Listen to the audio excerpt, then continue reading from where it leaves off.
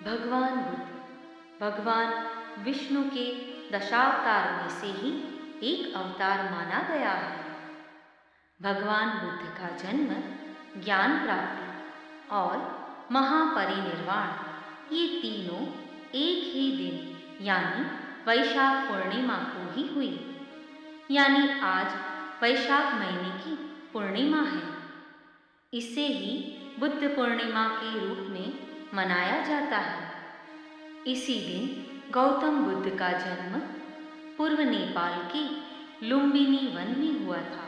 ये जगह आज कपिलवस्तु और देवदह के बीच नौतनवा स्टेशन से पश्चिम दिशा में करीब 12 किलोमीटर दूर है। बौद्ध धर्म मानने वाले लोगों के लिए लुम्बिनी एक महत्वपूर्ण तीर्थ स्थान है। यह नेपाल में रूपन्देही जिले में पड़ता है। गौतम बुद्ध का ननिहाल देवदह में था। वर्तमान में यह जगह रूपन्देही जिले की एक नगर पालिका है। मनाई जाने वाली बुद्ध पूर्णिमा को वैशाख पूर्णिमा के नाम से भी जाना जाता है। इस दिन 563वें ईस्वी सन पूर्व में भगवान बुद्ध का जन्म वैशाख महीने की पूर्णिमा को हुआ था। 80 साल बाद इसी दिन बुद्ध ने 483 ईस्वी सन पूर्व के देवरिया जिले की कुशीनगर में निर्वाण प्राप्त किया था। भगवान बुद्ध का जन्म, ज्ञान प्राप्ति और महापरिनिर्वाण ये तीनों एक ही दिन यानी वैशाख पूर्णिमा को ही हुआ था। कहा जाता है कि इसी दिन जब उन्हें ज्ञान प्राप्ति हुई तो वे सिद्धार्थ से गौतम बुद्ध कहलाए। इसी दिन बौद्ध धर्म में ये दिन बहुत ही महत्वपूर्ण माना जाता है। भगवान बुद्ध के जीवन से जुड़ी महत्वपूर्ण यही जगह है।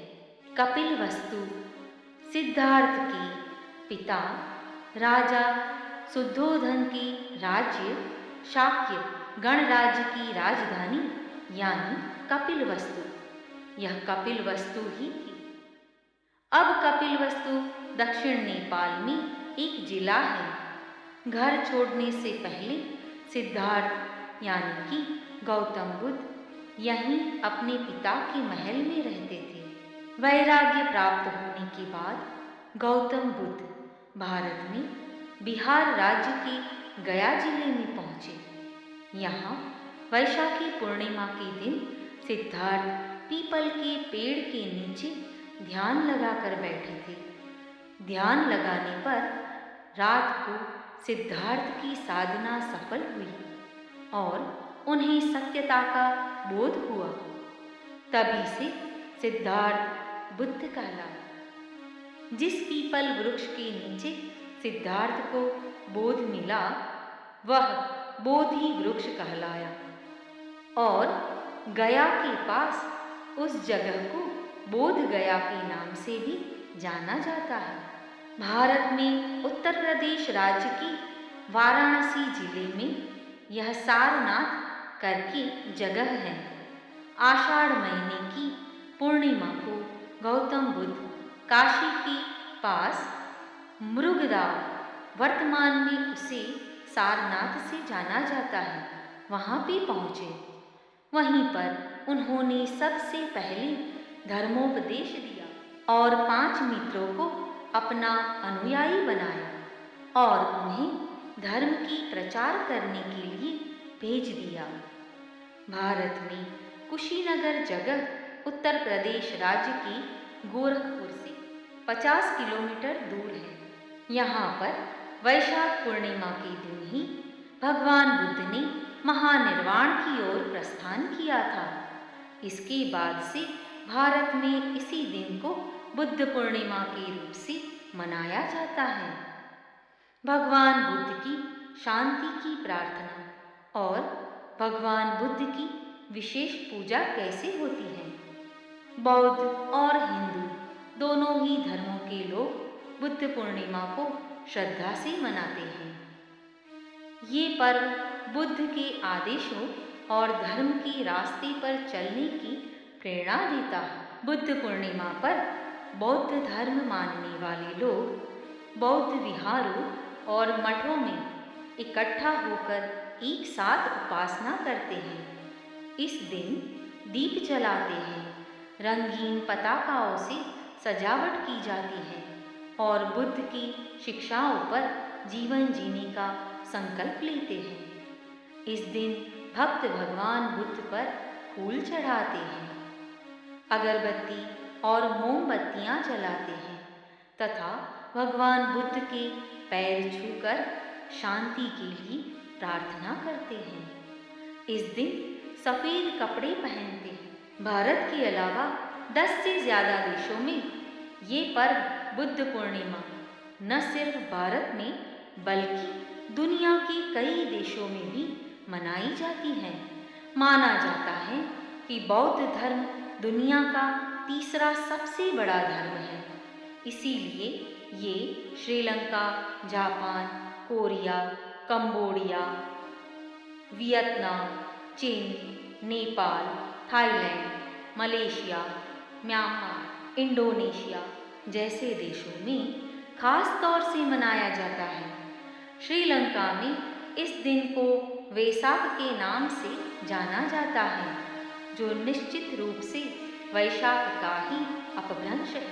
बुद्ध भगवान की सीख क्या है यह हम जानते हैं। बुद्ध भगवान ने यहाँ संदेश दिया है कि समय अमूल्य है और हमें एक एक पल का उपयोग सही तरीके से करना चाहिए।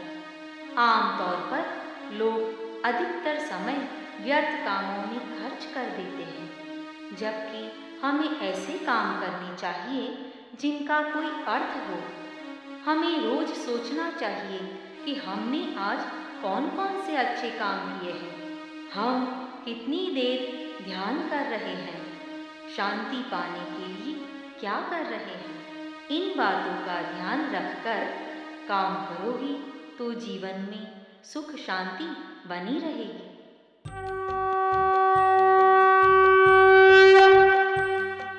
बुद्धं शरणं गच्छामि, धम्मं शरणं गच्छामि, संघं शरणं गच्छामि। बुद्धं शरणं गच्छामि, धम्मं शरणं गच्छामि, संघं शरणं गच्छामि।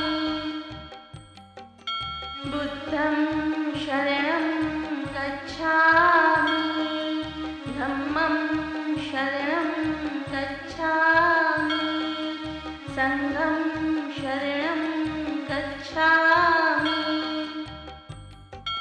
बुद्धं शरणं गच्छामि, धम्मं शरणं गच्छामि, संघं शरणं गच्छामि। बुद्धं शरणं गच्छामि, धम्मं शरणं गच्छामि, संघं शरणं गच्छामि। बुद्धं शरणं गच्छामि, धम्मं शरणं गच्छामि, संघं शरणं गच्छामि।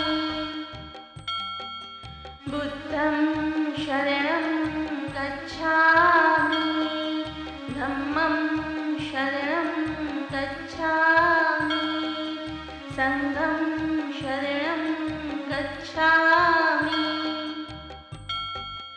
बुद्धं शरणं गच्छामि, धम्मं शरणं गच्छामि, संघं शरणं गच्छामि। बुद्धं शरणं गच्छामि, धम्मं शरणं गच्छामि, संघं शरणं गच्छामि। गच्छामि